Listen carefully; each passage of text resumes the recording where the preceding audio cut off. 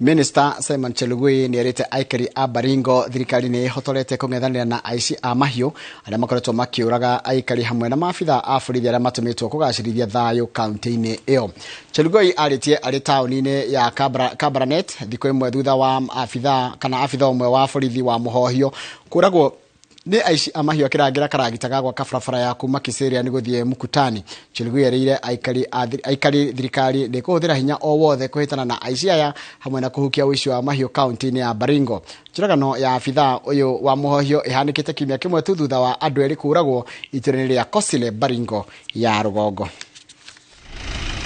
Hawa wakora wamekuja wameua na wamejeruhi mwingine.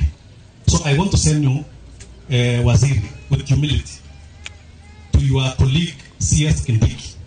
Please inform him that the bandits are recruiting again.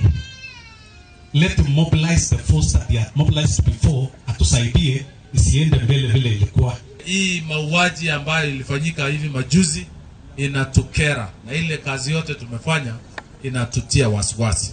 Kwa hivyo tuamini kwamba sisi tutaweka bidii. Mimi nimesikia wale wanaoshikilia hiyo kitengo watafanya mkutano kesho, wajaribu kuimarisha usalama katika sehemu hiyo, ndio turudishe watoto wasiwa na wasiwasi, waende shule, makanisa yaendelee vile wanaendelea, wananchi waendelee kwa kazi yao kama kulima shamba na mambo yao, sababu bila amani hakuna maendeleo itafanyika.